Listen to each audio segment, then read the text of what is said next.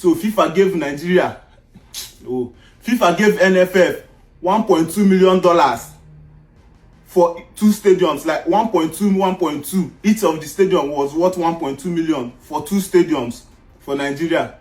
Our Azamen wey dey Glass House, then go locate one for Benin Kebbi, build one for Benin. See the stadium where they built for $1.2 million for Benin Kebbi. The second one was supposed to be in Delta State, Ugorodo in Delta State. I been here say the project na worry they supposed to do am, but they let them come move am go Ugorodo. That project till today no see the daylight. That money enter voicemail. Na story they talk on that project till today. Now the third phase of that project, FIFA don't come again. Still approve $4.8 million for NFF. NFF talk say they want use and go build player hotel and build stadium for player and this one, that one. If NFF no begin do something about the state of football for Nigeria, you know, say they talk say the hunger that has hope. Hunger that has hope does not kill. Our own hunger no get hope. The hunger go kill us, because right now you no even get any project with the work on for Nigeria to develop football or sports generally for Nigeria. No only us, our 20 years ago throwback better pass us today. 20 years ago, 10, 15 years ago better pass our today. If they tell you 10, 15 years ago, say you get 3 stages where you go reach, Nigeria go dey struggle to qualify for tournaments. Struggle to qualify. See this year alone, our under 17 no fit qualify for World Cup. Under 17 where we dey use the guide before. No way again. Under 20, both male and female though. See our nation Super Eagles now struggle. We used to struggle qualify for playoff. As we qualify playoff, as I meant for Glass House don't run, go do press conference. They don't get any other thing again to show for now. The decline where you see today, you see now, never even start. Now just Super Eagles and the Super Falcons just still they save our face more. They see fit the struggle, come up with grind something, come out. Time they reach. That engine self where they grind go tire. So as it stands now, there's NFF have to sit up. Our as a man where they for Glass House have to sit up. Everybody needs to start calling them out, because everything still falls back to them. Anyhow way you want them or not, everything still falls back to them. So if they don't start doing something.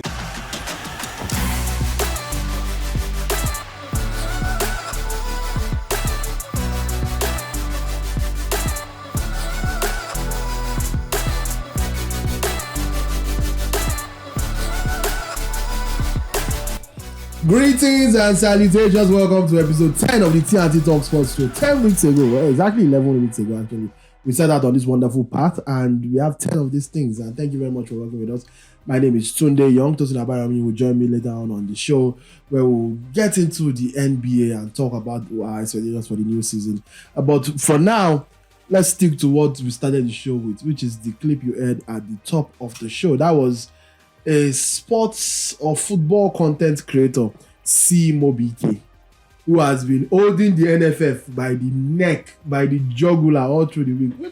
We absolutely love. I mean, anytime there's a chance to hold a Nigerian institution to account, we are there for it, because these Nigerian institutions like NFF are certainly not, it feels like they are not held into account enough. So this is welcome. But we'll be diving into all of that and talking about what is true and what isn't, because not everything that you heard is exactly true, or at least put in the right way it's supposed to be put. And even the NFF have come out to put out a statement. Of course, they've come out to put out a statement to counter it and call it misinformation. They fired back at the content creator. They tagged him a viral content creator and said everything he said is misinformation, and the FIFA funds are audited and whatnot. But just in case you didn't listen to the clip at the top of the show, let me break it down. Basically, Mobike is asking for accountability on FIFA's goal project. The goal project where FIFA funds projects for member associations. Basically, you tell FIFA what you want to do. They go through what you want to do, see if it's worthy of their funds, and if it is, they give you the money to do it. But they give you this money stage by stage of each project. So it's not like they just. So yes, he's right in the sense that Nigeria qualified for $10 million from FIFA under the goal project. What he didn't mention was that amount of money has been in dispute since around 2016, 2017, where the NFF could have actually gotten said amount of money at the time, but because of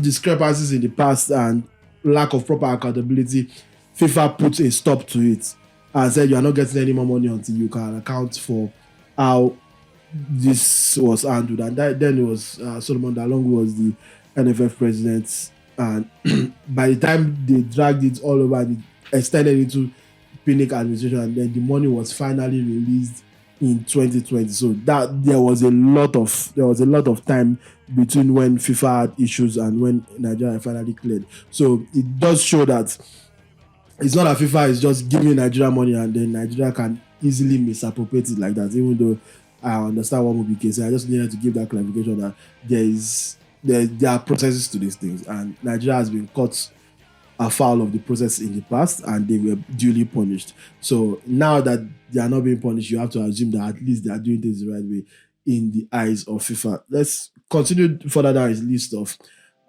allegations. So yeah, $10 million for the NFF from 2020 up until that's in the last 5 years. So it's not like they gave them a lump sum of $10 million and said, do whatever you want to do.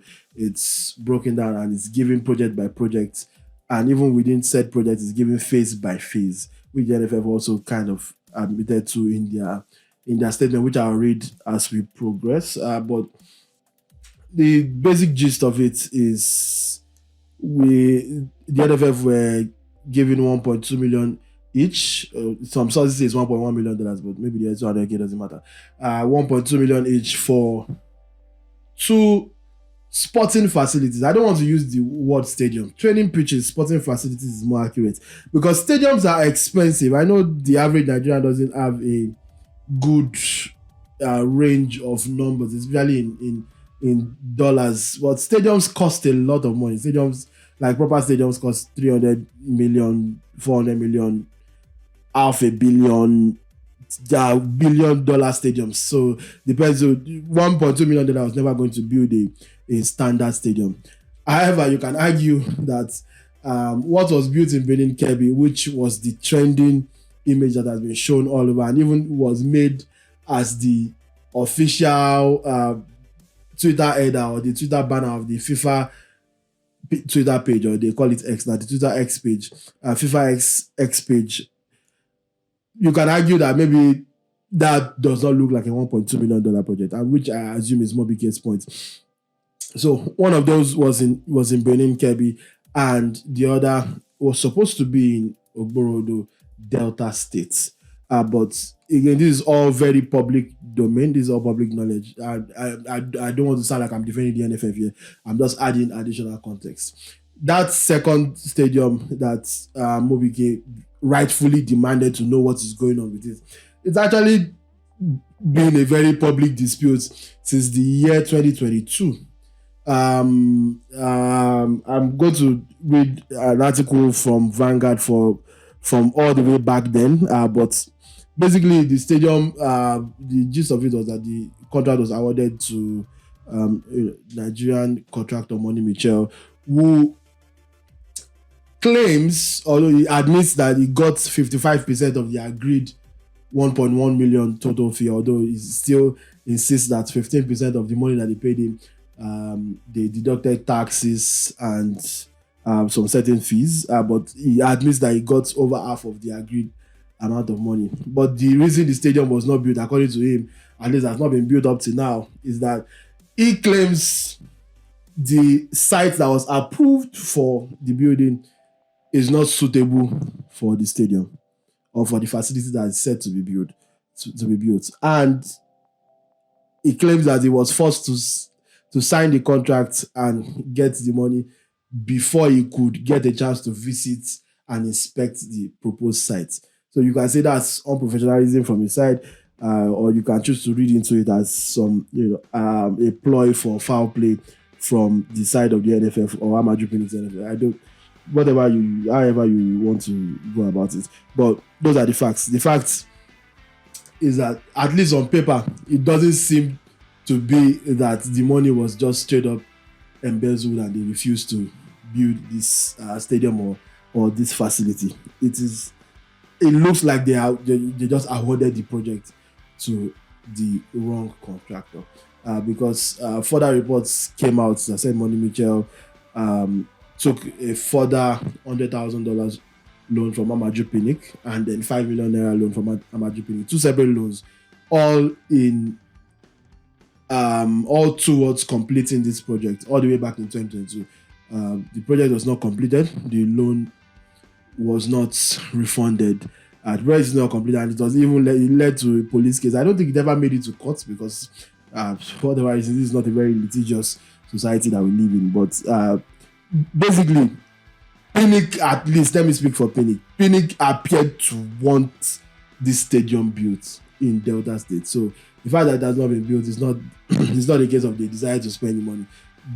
It is well documented and public knowledge that they actually did make a 55% deposit of $1.1 million, which comes up to about $560,000. If my math is not great, but let me know in the comment. The article from the Vanguard that I referenced earlier, in a bid to spread the growth and development of football around the world, the World Football Governing Body, FIFA, initiated what it termed the FIFA Gold Project, so that just explains. In 2020, FIFA approved the construction of 2 mini stadiums in Nigeria, one in Benin, Kebbi, and the other in Ugborodo. The Benin Kebbi one has been built already, like I mentioned earlier, and again, that's image that has circulated everywhere. You are looking at it on your screen right now. So that's what we built in Benin Kebbi for $1.2 million. Those are the valid criticisms from C-Mobike that I agree with. You can enforce, you can ask for accountability in terms of processes. Yes, you are not stealing the money. You are not necessarily stealing money, but did you choose the right contractor? Is there a contractor that could have given you more value for this money? Is there a better execution? At least, can this thing look better, even if it's not going to be a standard stadium? If it's not going to have stands, it's not going to have a jumbotron, it's not going to have concession stands and stuff like that, but it can still look better than this. And who knows, maybe the facility extends beyond that. We'll get to what the full breakdown of the $10 million is as we progress. Hopefully I don't spend too much time on this, but this is a very juicy conversation and it has to be had.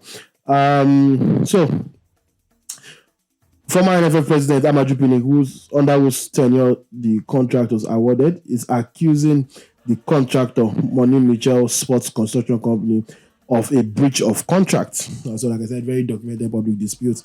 Meanwhile, the contractor is crying blue murder as he said he was tricked into signing the contract before taking him to the site for inspection. The location of the project in Ugborodo was symbolic because that's another thing. Simobike challenged the decision to build the facility in Ugborodo in the first place, and why not worry? So this article says the location of the project in Ugborodo was symbolic as part of the oil-rich Escravos region, which contributes roughly 29% of Nigeria's crude oil. The community has long felt marginalized in terms of federal infrastructure. The stadium was envisioned as a tool for inclusion, youth empowerment, and peace building. It also carried an additional weight, and a German was being trusted with a landmark project in the art of Ishegiri. So obviously, by all indications, this was an opportunity for Pinnick to build some political capital in Ugborodo. I think that was what it was from his own. So if you want to find out what Pinnick's or what the NFF's selfish interest was in this issue of this Delta Stadium, that's at least what the visible angle is. Not that necessarily wanted to steal the money. You can question the decision to situate the stadium in that place, and why are you using the FIFA fund to advance your own political ambitions by choosing to build the stadium there? But the point is that he didn't want to build the stadium. So I just want to correct that notion, and I understand it. Again, I'm correcting notion. I'm providing facts and context doesn't mean that I'm not in support of what the influencer is doing here, because it is absolutely necessary. And I understand it again, like I said, because trust in Nigerian institutions is just non-existent from Nigerians at the moment or in history because of the repeated patterns of corruption and untrustworthy behavior.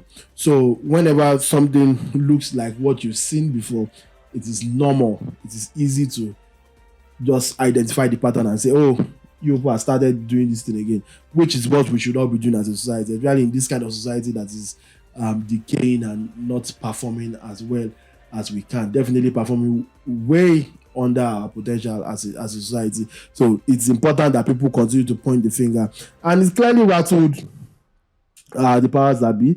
Maybe rattled is too dramatic a word, but they felt the need to retort publicly, put out a statement. So you clearly did not want this kind of smut on their name. That's the NFF to claim that they were stealing FIFA funds, even though in their defense, a lot of what they've done with the money has been frequently reported, has been updated. But you can say maybe you can get better in terms of keeping the public abreast, but they've always kept FIFA abreast. To an extent, they've kept journalists abreast. So as a journalist, we get NFF briefs from time to time. Speaking of NFF briefs, the Nigerian Football Federation responded to recent social media outrage led by popular football critic C_MOBK, the Big Bed, clarifying that funds received from FIFA and CAF are strictly for specific projects and not free cash gifts to the Federation. In a statement released on Friday, the NFF said it felt compelled to address quote-unquote misinformation circulating online that it, quote, collects millions of dollars annually, end quote, from FIFA as unrestricted income. The Federation explained that every dollar received from FIFA and CAF is tied to a particular purpose, audited annually, and subjected to strict compliance checks. Now, that might be true, and that is most likely true, because again, FIFA knows our reputation. And FIFA is not in the business of giving anybody free money necessarily. So this money is for a specific reason, and I'm sure FIFA has checks and balances in place to make sure that the money is being used for what they're supposed to be used for. But again, the Nigerian mind has ways of evading checks and balances. So you can say that maybe you can accuse them of getting creative in terms of, beating the FIFA system and doing, but to do that you have to be able to have proof.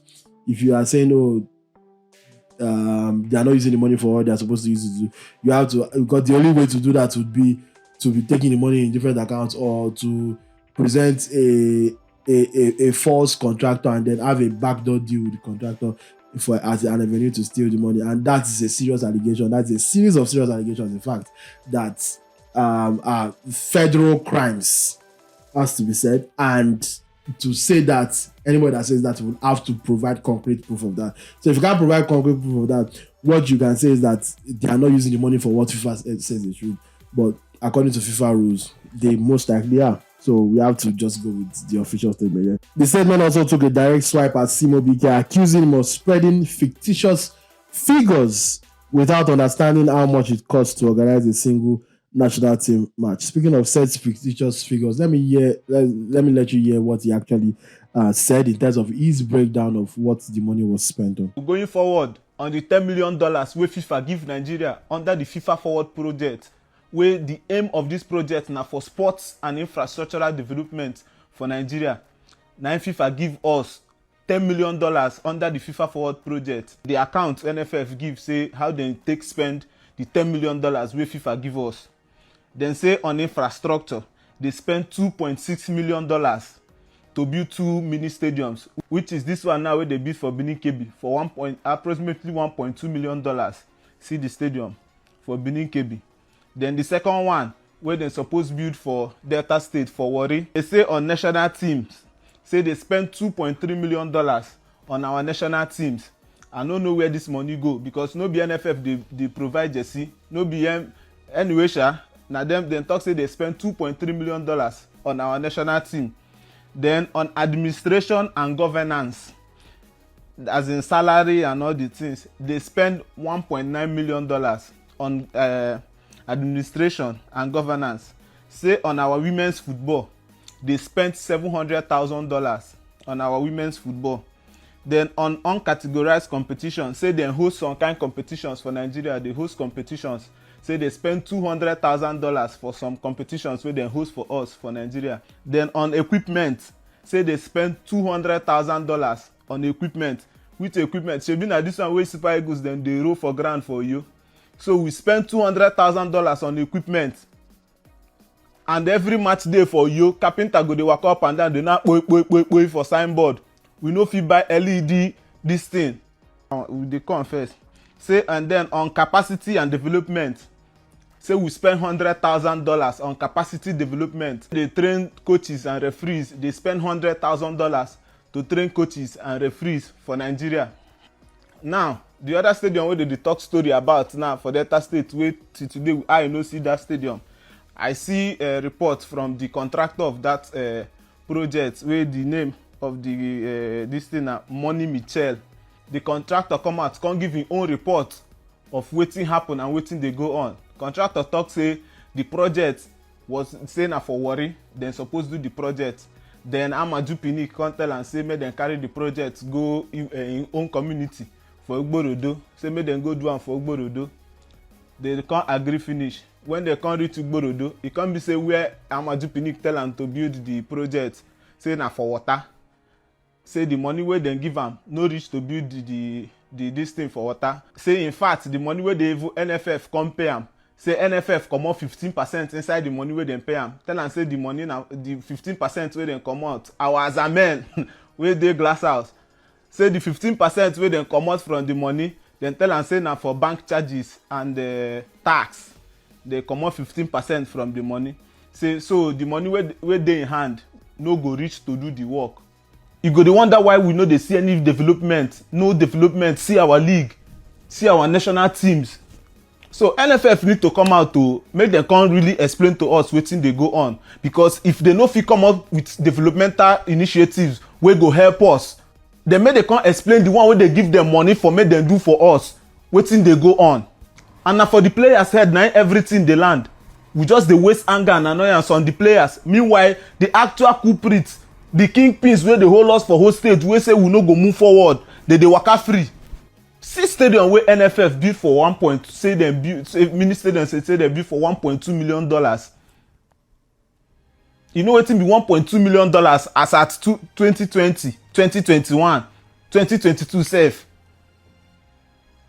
See the one wey Patoranking build last year for Ebute Metta. So Patoranking spend $1.2 million to build this. The most annoying part of this whole thing is that right now there is no progressive initiative, any developmental plans from NFF right now where they go on. So they need, if they get anyone where they go on, or the ones where they get plans, so make them come and begin tell us, because we cannot remain like this. We cannot, things cannot remain like this. Wetin be the work of those azamen for that glass house, aside to the drop account, make money they enter? Wetin they really do? Again, great job by Mobike for doing his best to hold these people accountable, and again, the fact that he's been able to get an official response, even though it was a condescending one, it shows progress, and a lot of Nigerians are quite interested in this, which we always are, at least online. But again, to clarify a few things, I don't think we realize how much the Super Eagles cost. $2.3 million on the Super Eagles in a 5-year span is actually a very realistic and, in my opinion, modest figure, except it's not in a 5-year span, I can imagine. But if it's truly in a 5-year span, I would say that is actually reasonable. The Super Eagles are hands down, and without a doubt, hands down, the most expensive part of Nigerian football. That the NFF's biggest expense year after year. And I'm talking including years where we don't qualify for any competitions or whatever. We've not been to the World Cup since 2018, but we still spend a lot of money just on their appearance bonuses, their goal bonuses, assist bonuses, win bonuses, all of these bonuses and all paid in dollars. So the Super Eagles are quite expensive. We have to take that into account. So 2.3 million over a few years. That is not crazy.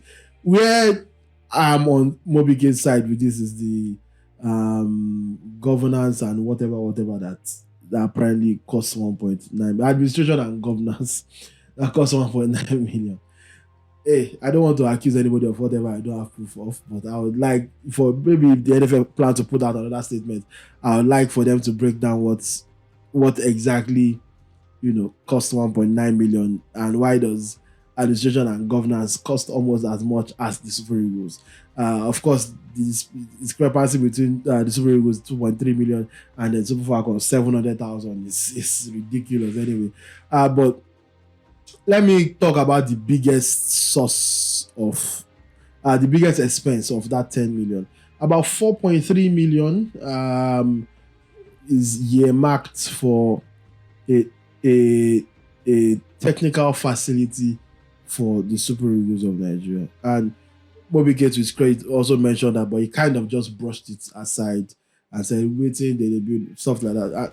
Again, the skepticism is understandable, but in this case, it is not justified because that project is actually pretty important. That is arguably, when it's completed, that is going to be probably the best thing we've spent money on in Nigerian football in a long time, and it again solves a lot of our Super Eagles spending issues. Again, this project is important because it solves the problems of the other projects. This would include several training pitches for the Super Eagles. It would include hostels, so living hostels close to the training pitches, so the Super Eagles can finally have a home. And we assume that when this is done, the Super Eagles will permanently be playing in Abuja, because it doesn't make sense to have this structure in Abuja and continue playing in Uyo. Right now, the Super Eagles current setup, as someone that was in Uyo last time, I can tell you, the hotel is in Ekotekpene, and at least the hotel they were staying last time is in Ekotekpene, and the actual stadium for the game is in Uyo. And that's where they train. Like, they train on the same stadium where they play. So it's a bit of it's not a crazy journey. It's not long, but it's still not. It's not like trek. It's not It's not ideal basically. So having a home solves this, and I think that 4.3 million, if properly spent, if given to the right contractor, and every single amount of money is accounted for, which the NFF is claiming that it is, because FIFA and CAF consistently audits them and make sure that the money is spent on what it's supposed to be spent, then that facility is really, really, really going to be helpful. No more hotel fees. I get to remove exorbitant hotel fees from international break expenses. You train more conducively. You have technical setups like video room to review, meeting rooms, blah blah blah. Lots of basically the kind of structures these guys are used to in their clubs. That's what we're trying to build for our national team. So $4.3 million does sound like a fair amount of money for that. So that's already almost half of the 10 million, and we've already accounted for 1.2 million in Benin Kebbi, even though we admit that doesn't look like a 1.2 million structure, but it's still a structure. And then you mentioned already what is going on with the Delta structure as well, and then every other thing with the money going to the running cost of the Super Eagles and administration and the Super Falcons. Even though I don't know if the FIFA development fund is supposed to go towards your running costs, your day-to-day running costs as a national team anyway. But again, that's something that I hope that the NFF are able to clarify and put out a more coherent statement. Because again, this last statement, it's just tidbits of information, but if you have not been following the story, it doesn't do much. The statement was only helpful to me because I have been, following the story at least in phases for the last few years. But let me try and read you. Every money received at the NFF statement and I quote, every money received from FIFA or CAF is tied to a specific purpose. Both FIFA and CAF send their auditors to audit the accounts which the monies are received at the end of the year. The NFF added that development funds are released for defined projects and programs under the FIFA Forward initiative, which operates under strict adherence to financial regulations, compliance, monitoring, and auditing at every stage. Every stage is verified, assessed, and sanctioned before further monies are released to the FIFA-approved consultants, to whom the monies are paid directly. Yada yada yada yada yada. So yeah, that's pretty much the gist of the NFF, CAF, FIFA, and CMOBK that dominated the weekend. And I could not have started the show any other way, to be honest. I'll probably do a deeper dive into this on the so stay tuned on the channel for the separate video that focuses on this entirely. But right now we have to get to the rest of the show, so I can't spend the entire show on this. I have limited time, but I hope I've been able to provide a bit more content. And shout out to my senior colleague Editor Badino, who was also able to lend his years of researching into this to discuss this with me. I'd hope to be able to bring you that conversation, but we'll probably be able to find some time next week to do it and have even more insights. But again, great work by CMOBK. We need more people like this to continually ask these questions and let these people know that you can't just do whatever you want to do. The development of our football is everybody's job. Not everybody's job, but at least everybody's of interest to everybody. Because it's not my job to develop Nigerian football. It's my job to make sure that people that are actually appointed to do that, I hold them accountable. So if we all do our jobs, Nigerian football will be all the better. And speaking of Nigerian football, it was a very, very eventful weekend. My highlights of the sporting weekend has to be Rivers United. Rivers United advanced to the CAF Champions League semi-finals. Rivers United have done it. The Lord has done it finally. No, I'm not. Let me not chase you away with my singing voice. But I have to say, congratulations to Finidi George. Big congratulations to Finidi George. Leading Rivers United to become the first Nigerian team to make the CAF Champions League group stages since lobby starts in 2018. 7 whole years. We never saw a Nigerian team in the group stages of the CAF Champions League. No, we're not even talking knockout stages because so followers of European football that are not familiar with the African football system, the actual Champions League only has 16 teams. So a big part of the Champions League is the qualifying phase, and it's a knockout. Once you lose, you are out. Over 2 legs, by the way. And unlike the European system that doesn't feature the best teams, this one involves everybody. So unfortunately for teams like Remo Stars, who had a strong chance of making the Champions League group stage for the first time, they got Mamelodi Sundowns, one of the strongest teams in African football, if not a top 2, top 3 team in African football at the moment. They got Mamelodi Sundowns in the last round and were beating 7-1 on aggregate, and now they are out of all African competitions, at least until next season if they qualify for it. But what Rivers United did on Saturday strengthens Nigeria's chances in terms of coefficient. Finidi George becomes the first Nigerian coach in 7 years to qualify a Nigerian team for the group stage of the CAF Champions League. His side, Rivers United, defeated Black Bulls of Mozambique 3-1 to become Nigeria's first team to reach that stage since 2018. This is after they lost the first leg by a goal to nil. So great job again, Finidi George, adding to his list of achievements after winning the MPFL with Enyimba. So that was definitely my highlights of the weekend. Hopefully, when the draws come out, we'll know if they have a chance. Probably not, but let's take it baby steps. Also, very, very much indicative of the level of our football. We claim to be giants of Africa, but we cannot comfortably boast of teams that do well on the continental level.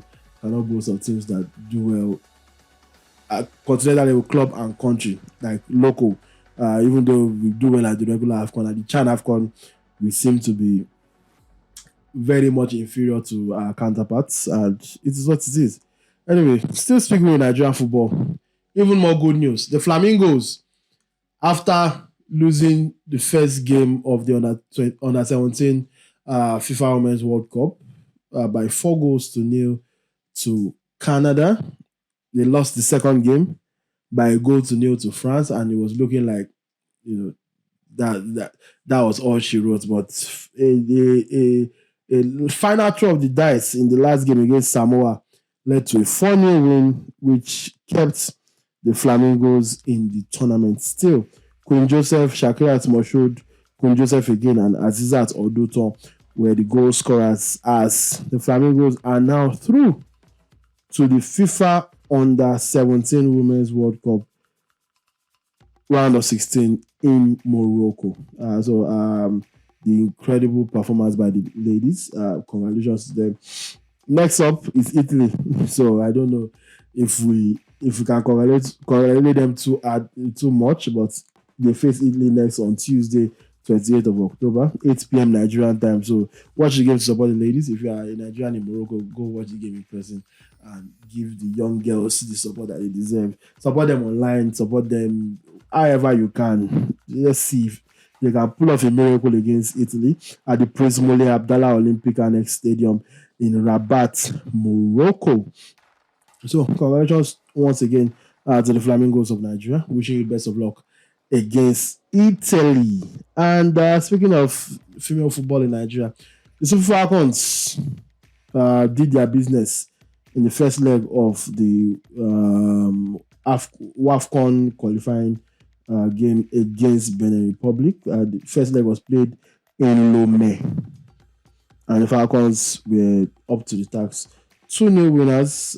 It ended in favor of the Super Falcons, and now look forward to the second leg in Abeokuta. Super Falcons of Nigeria got their 2026 Women's Africa Cup of Nations qualifying campaign off to a strong start on Friday with a 2-0 victory over the Republic of Benin.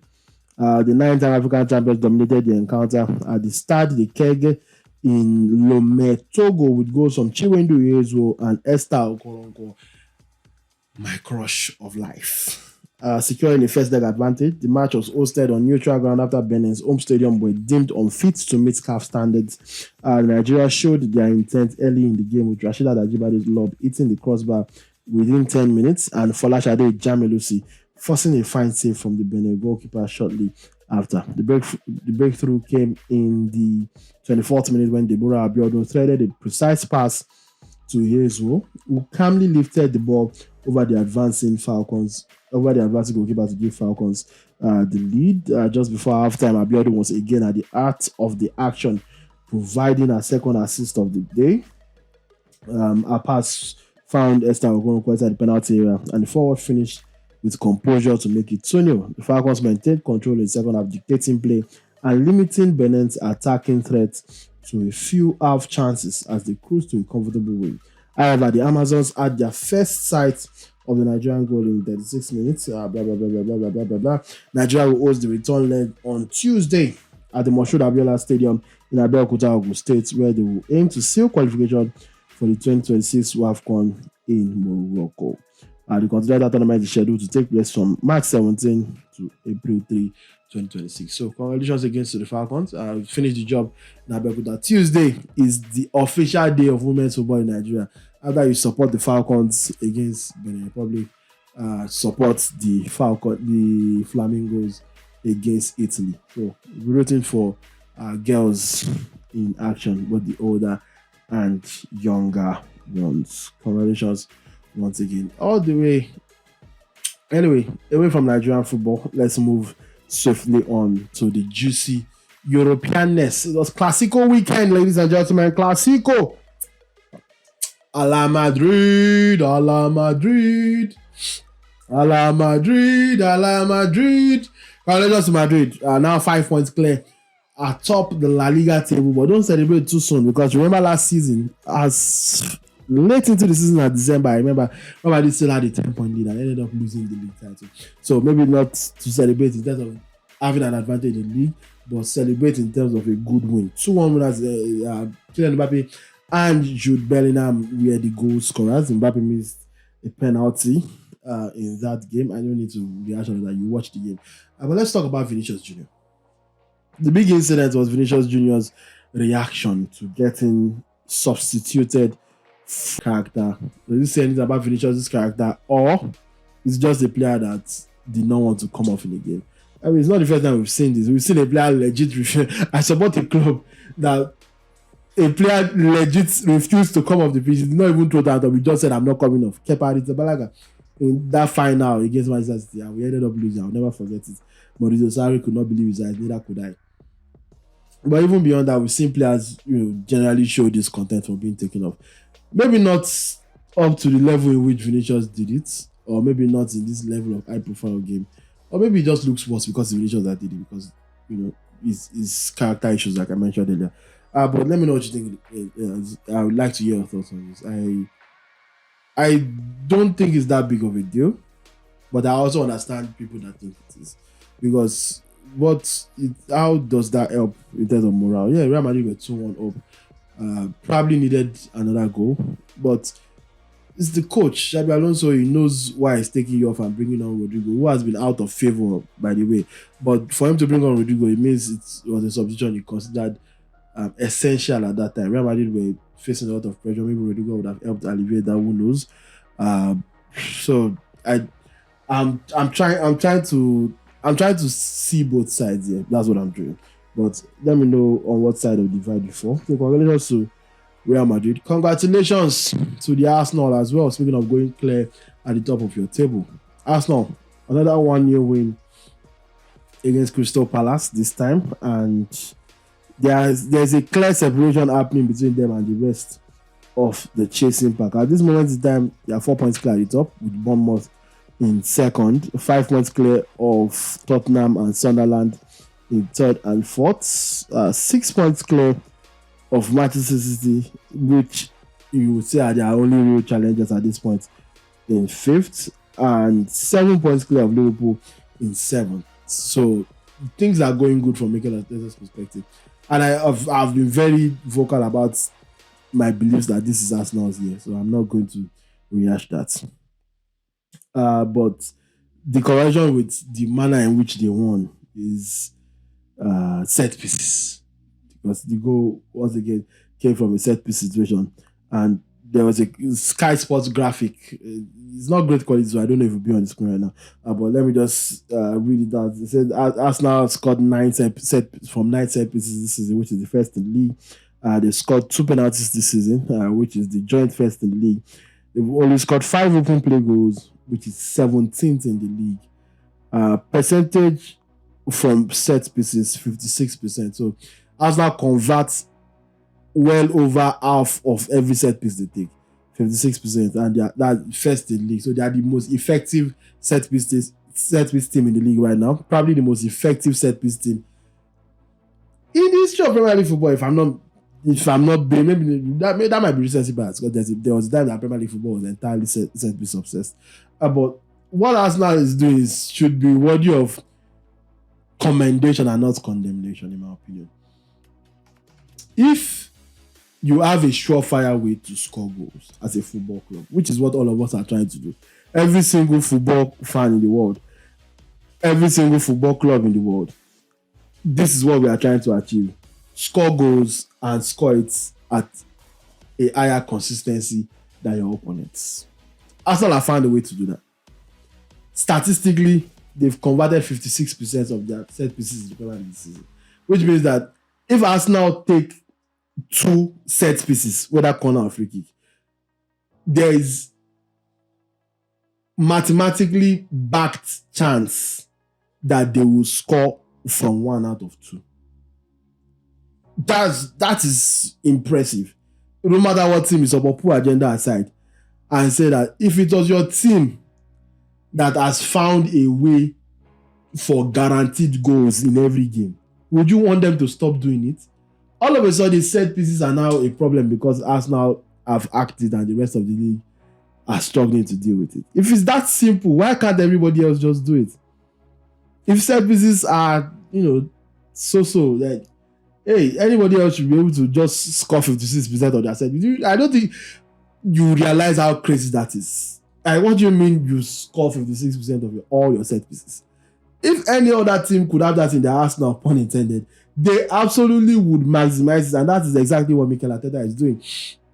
They have, in my opinion, one of the best centre backs in the world right now. Probably the best centre back in the world, if I'm being honest. Gabriel Magalhaes, who is a brilliant defender. No real weaknesses. Great one-on-one defender. Great situational defender. Can defend space, can defend his man. But his value doubles when you add the fact that he's basically a walking, talking set piece goal. This guy is more clinical than lots of strikers in the league. So when you have those kind of weapons, why would you really? What do you want from us now as an opposition fan? Stop scoring set pieces. Score from open play. Tell your team to score from set pieces. Every single team has a set piece coach. If it wasn't important, then they would not. A lot of this team spend a lot of money on personnel. Every team invests a lot of money to bring in the personnel that they believe will take them to that next level. Chelsea recently appointed a set piece coach, and you can even see, as just when I can tell you that the set piece routine has worked quite a few times this season. Chelsea started the season scoring exclusively from set pieces. So, like, it seems like you should just tell your teams to get better at scoring from set pieces instead of asking us now to stop taking you of an advantage that they took years to perfect. Because their set piece coach did not just come in last season or 2 seasons ago. It took time to get to first of all work out the sets that will be effective in the Premier League, and then work out a way to consistently eat from it. It's a lot of hard work. So let them eat the fruit of their labor. Speaking of eating the fruit of their labor, Manchester United are back. Glory, glory, Man United. Glory, glory, Man United. Glory, glory, Man United. Amorim is back. But let's just remember Amorim. 3 wins in a row. Hey, I never thought this was possible. But Ruben Amorim has proven me wrong. He has proven the rest of the world wrong. And now he needs to just win 2 more games and relieve that one Manchester United fan of his misery that has been keeping his air for over a year now, because he says he's going to cut it on. He's not going to cut it until United win 5 games in a row. So just help that guy first of all. Help him. But back to what we saw over the weekend. Man United 4, Brighton 2. It ended at Old Trafford. And first of all, Man United scoring 4 goals in the Premier League game. Give it up for that. Give it up for that. They've been able to now start creating chances. They look better defensively, even though they considered 2 goals against Brighton and were under the caution. Quite frankly, could have ended up drawing that game. In fact, if this game was before the Liverpool game, when they gained all their confidence, they probably would have ended up drawing it, because that's just the way football works. But now that things are going in their favour, they were able to withstand the pressure and then put a 4th goal. Brian Mbeumo, by the way, I have to give it to him. I bantered, I laughed about him being a tubby Cameroonian. That is, how can the Cameroonian winger save Manchester? I was wrong, yo. I was wrong. Brian Mbeumo is quality. 70 million well spent. Great footballer. Great footballer. And it's clearly raised their level. Obviously, the solution to Manchester United's right wing problems. I don't think United have had a good right winger since Nani. And even Nani himself, yeah, he looks better in retrospect. But I was there for Nani. And it wasn't, the consistency was always his issue. It was clearly quality. But so, I digress. Congratulations to Manchester United. Congratulations to Ruben Amorim, who needed good vibes. He really needed it. He needed good results badly. And I'm glad that that he's been able to get it. But speaking of good results, quite a few teams did not get it. One of them is unfortunately my team. On Saturday, Chelsea lost at home 2-1 to Sunderland. Game in which we took the lead. Alejandro Garnacho with his first goal for Chelsea.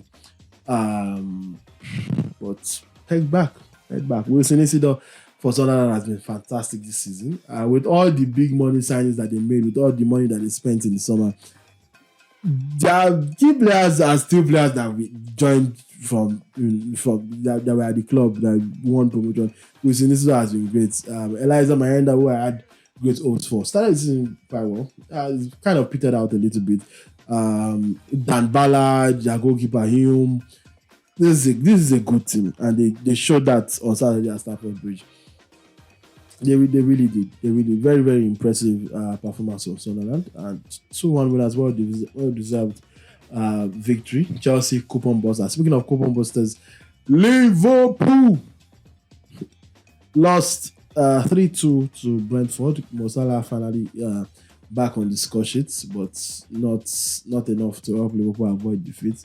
You would think that the midweek thrashing of Frankfurt in the Champions League 5-1 would have helped restore their confidence, but it's now 4 consecutive Premier League losses for Arne Slot and Liverpool. And we spent a lot of time doing the Arne Slot and Liverpool segment last week, so I'm not going to rehash it. So, but congratulations to Brentford, who is another thing that is defying my prediction, because I actually predicted that Brentford would either get relegated or come really close this season, because I just didn't see how they will compete. You don't lose your manager and Thomas Frank, lose your 2 best forwards in Brian Mbeumo and Johan Wissa, lose a midfield stalwart in Christian Norgard. That was just too many pieces to lose, in my opinion. I didn't see how they would remain competitive, but they have proved me wrong. They recruited well. Dango Ouattara has become a good signing. Igor Thiago has been a key figure this season. He's not a new signing, even though injury deprived them of seeing him properly for the last 2 seasons. They signed him 2 seasons ago. But now, with the exit of the main men, he's really stepped up. Kevin Schade also came in a few seasons ago. He's appearing to be coming into his own now. Mikel Damsgaard, pretty good. The addition of Jordan Henderson has really made up for not having Christian Norgard. Matthias Jensen. This is a very good team. Very, very good team. Michael Coyote, the player of the game against Liverpool, was so they recruit well. They stuck to their Moneyball approach, and it's really worked for them. Still in the Premier League, one more coupon buster. Manchester City. City lost 1-0 to Aston Villa. 1-0. I don't know how to put it into words. What do you want to carry for that game? Going that the City to score? No. Over 1.5? No. Both teams to score? No. City win? No. City 1 up? No. City 2 up? No. City win or draw? Nope. Absolutely nothing.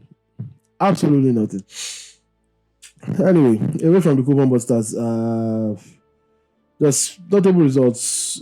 Tottenham winning 3-0 away at Everton on Sunday. Pretty impressive. Good one for the FPL lads, because Mickey van der Ven scored 2 goals and kept a clean sheet. So he centre back with 2 goals and a clean sheet, and no yellow card or red card. That's like infinity stone right there. Bournemouth 2-0 winners against Nottingham Forest. No new manager bounce in the Premier League for Sean Dyche. Wolves lost 3-2 at home to Burnley. Vitor Pereira might be getting the sack soon after signing a new contract. Remember, I kept them up last season, but so far this season it's not going to plan at all. What else? On Saturday in the Premier League, Newcastle 2-1 winners against Fulham, and mentioned United and all the other fixtures already. In the La Liga, Girona 3-3 against Real Oviedo. Fantastic game. Lot of late drama. Girona were trailing by 2-0, ended up leading 3-2. The late Christian Suani penalty, and then only to concede another equalizer in the 97th minute. So crazy game. Espanyol Elche ended 1-0 in favor of the home side. Getafe won 1-0 away at Athletic Club Bilbao. Villarreal beat Valencia by 2-0 at the Mestalla. On Sunday, I already told you what happened in the Clasico. Real Madrid 2-1 winners. Mallorca 1-1 against Levante. Osasuna lost 2-3 at home to Celta de Vigo. Rayo Vallecano 1-0 winners against Alaves. In the German Bundesliga, we saw Bayern Munich pick up yet another win, making I think that's now officially the greatest start to a season by any team in top 5 European leagues, winning 13 games in a row to start the season. If I'm not butchering that stats, things that caught my eye over the weekend, I have to say, Alex Iwobi made his 300th Premier League appearance.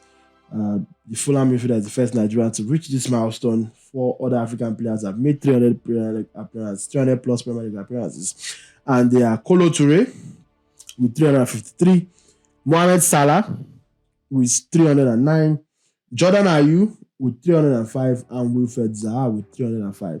So Alex Iwobi joins the club as a top 5 most consistent African player in Premier League history. So keep that in mind. He's most likely even going to surpass that record soon because he still has plenty of. He has a lot to give. He has a lot to give yet. So those are some of the results in the Premier League and top 5 European leagues. But let's move away from football entirely and switch our attention to basketball. Hoop season is back, ladies and gentlemen. Woo! I can't contain my excitement.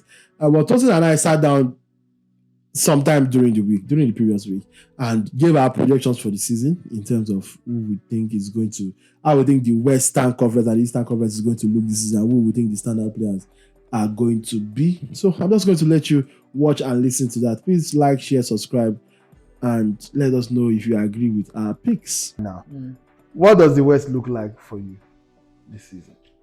I think OKC sweeps the West.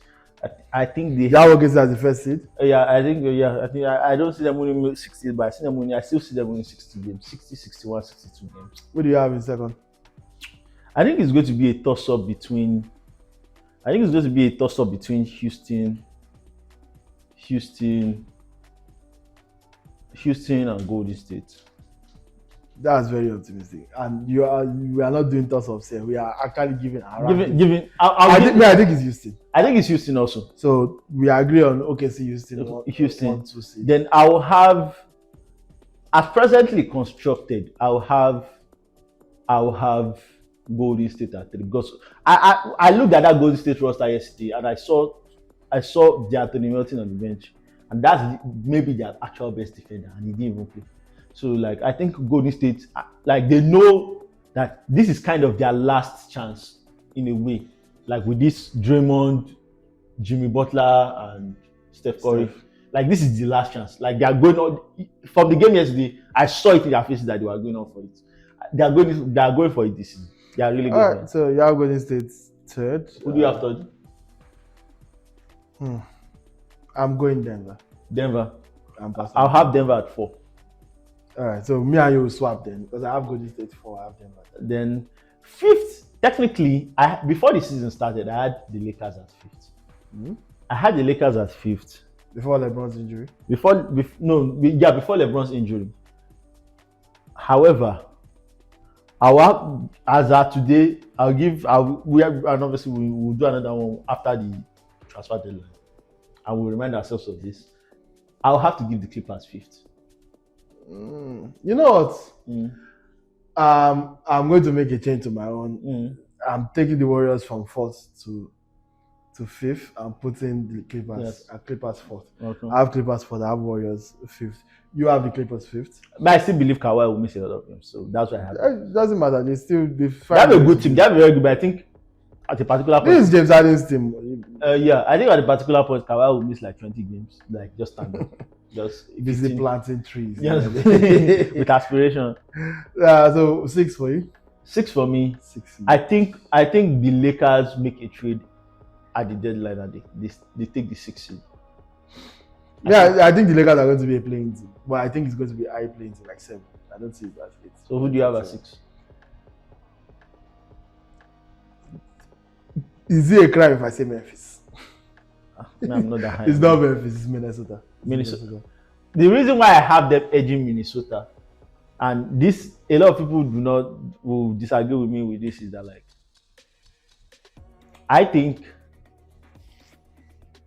Mike Conley goes into basketball purgatory this year. That's just my own personal. I think that, like, my people are one of the things that, like, OKC really exposed in that 7-game series was that, like, don't fucking play my colleague. Why would anybody have even thought that was a good idea? So because you play against teams like Lakers, I don't know what they're doing.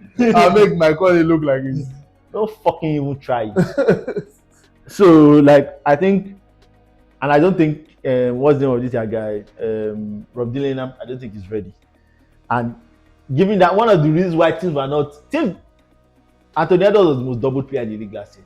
But I think teams are about to double him like literally this. Once my colleague is out of the lineup.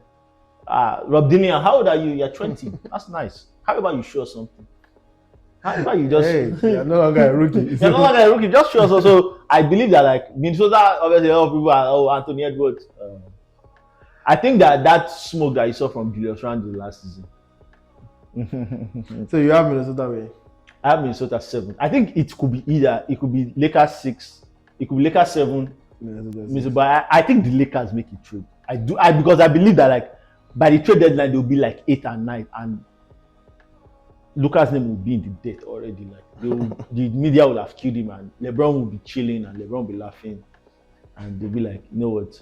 Even though we wanted to save this pick, it's not worth it. Yeah, but like, what's the this was supposed to be his redemption season. Does getting Andrew Wiggins then make you all of a sudden? It gives them just that little menaline that Luka needs. That okay, if I set the screen and the lob is not like the first lob is not available for 18, Andrew Wiggins can come up from the wood side. And then who do you give up? Well, it's not just a pick. They probably want Achimura. I think the Heat will compromise, because to be honest, Wiggins is on the last year of his contract.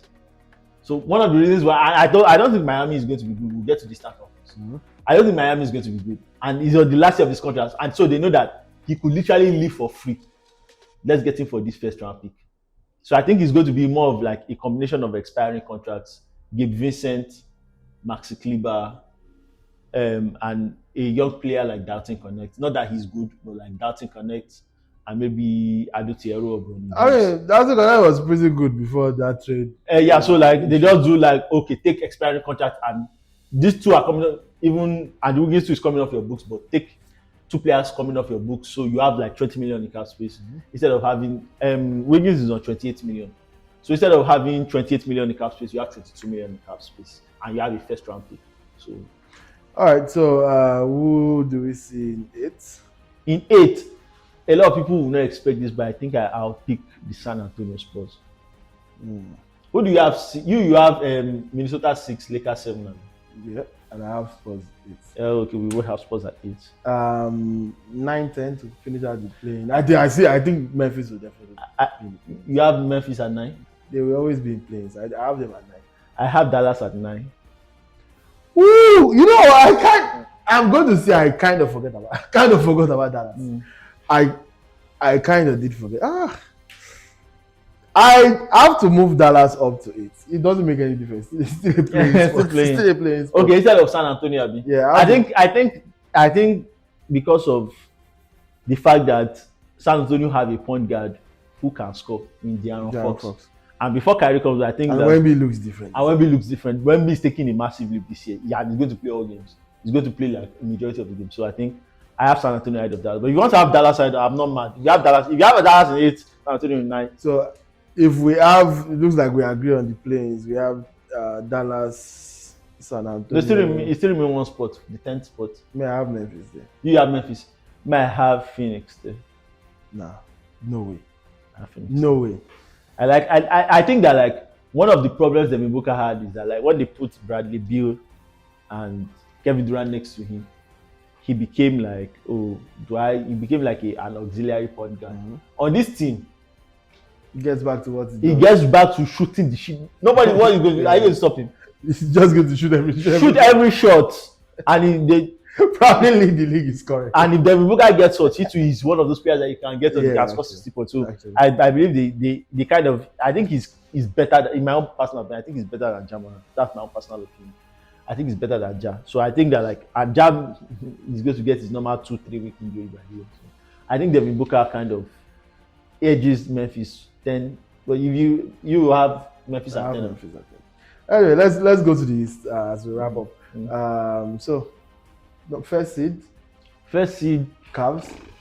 Can we agree on the Cavs? yeah, I think Cavs take it. Agree on the Cavs for number 1, number 2. I'm going Orlando. That's a bold pick. I'm going Orlando. I just think that, like, if not now, when? Is it when Jason Taylor comes back next year? Is it when If not now, when I agree, but but, when? not second. Not second. The thing is this: no duo in the Eastern Conference is as good as Banchero as a duo as Banchero and Wagner. Bronson and Kat, they are good as a, but because of Bronson's ISO ball, he doesn't really use Kat the way he's supposed to use a big. And Donovan Mitchell and Evan Mobley. Evan Mobley is more or less tailored towards the defensive side of the ball than the offensive side of the ball. So, but two players are like, they are good defensively, they are good offensively.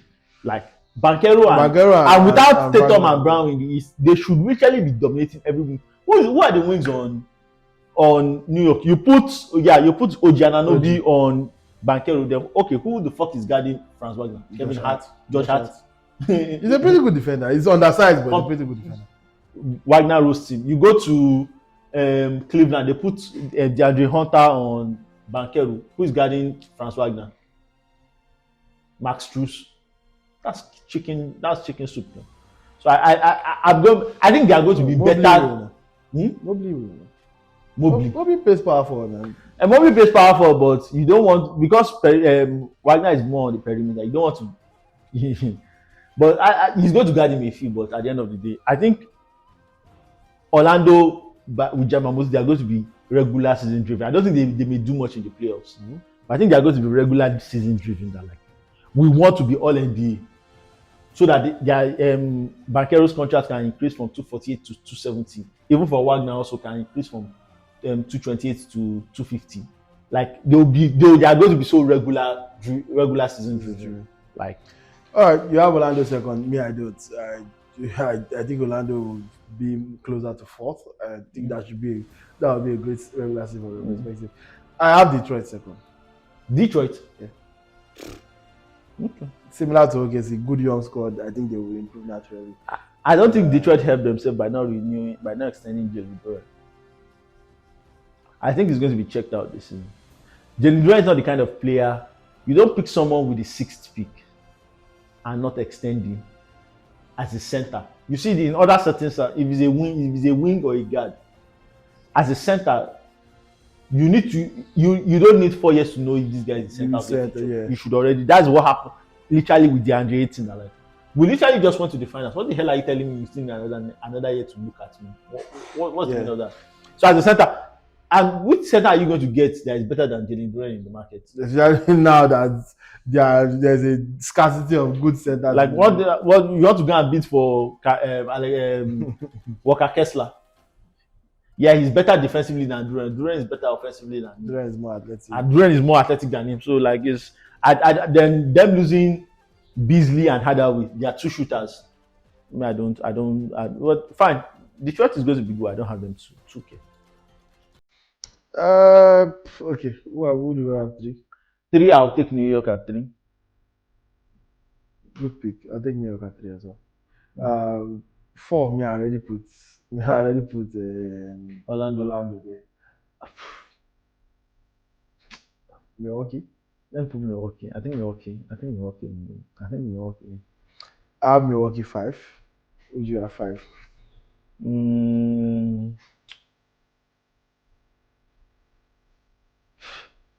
Let me give Atlanta their shine. I'm not really high on them, but like the hype is too much. Let's put Atlanta 5. Alright, that's a good chance. The last automatic playoff spot for you is to. Who do you have at 6? Miami are no good. Brooklyn are not ready. I don't want to even play basketball. This is such a poverty conference. You know you're taking Atlanta, no? Yeah, I've been on Atlanta 5. Man. No, me I'm at 5, you at 6. Oh, okay. In that case, I put Atlanta. Atlanta at 6. Okay. So for me, it's going to be between Detroit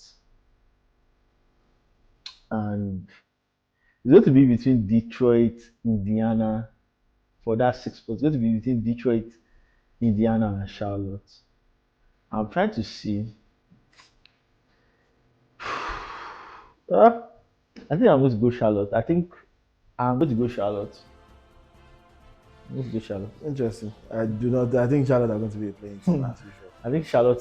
They never even made the playing. I don't even mean like one of the high playing spots. I think it's going to be 10 or 9. I have Indiana finishing 7. 7. Yeah. I'll put Detroit at 7. No way. I'll put No Detroit way. at 7. No way Detroit do worse than 5. I'll put Detroit at Even with everything you said, no way Detroit do worse. I'll put Detroit at 7. 8. Just out of respect for their ability to somehow always make the play, I'll put Miami. I don't expect them to be good, but they always seem to find a way to. Now no, not Indiana. I'll put Toronto at 8. You know what? I put Toronto at 8 as well. I'll move Miami to 9. Okay, you move Miami to 9. I'll put Indiana at 9.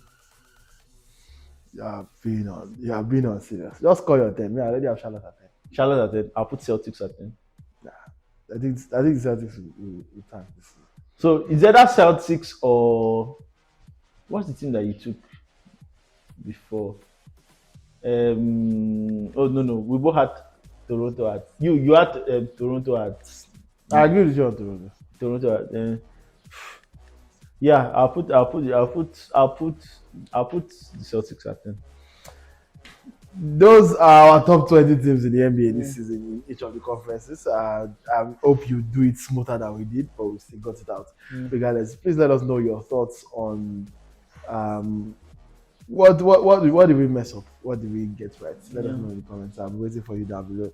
Welcome back to the show. Hopefully our NBA projections are correct. They usually are because we know our stuff. Myself and Tosin Abayami. But thank you very much for working with me once again on another episode of the T&T Talk Sports Show, episode 10. Massive success, if I do say so myself. I've had a lot of fun from discussing. A lot of the stories today were very Nigerian-centric. So the Nigerian-centric pod today. And you know, maybe as the wind blows, maybe that's the direction I'll be taking. I realize that a lot of people need to be constantly educated on Nigerian football. Not even anything profound. It's just putting the information out there because lots of the information is there, but lots of people are not looking for it. They don't even know to look for it. So that's my job as a sports journalist to bring you that information and put it right in front of you. You still have to digest it by yourself, but at least I'll make it easier for you to receive it. So thank you very much for working with me. My name is Tunde Young. Shout out to my producer Agoke, who is fast asleep at the moment, but he's going to see this when he's editing this later. But thank you very much for working with me once again. Please like, share, subscribe, comment. We surpassed this 50 subscriber mark on YouTube. I'm very, very, very grateful for all of your participation in this little thing that we're trying to achieve here. And thank you for buying our stocks early. Thank you for buying our stocks early. Thank you. Really, really appreciative. And see you next week. Please have fun.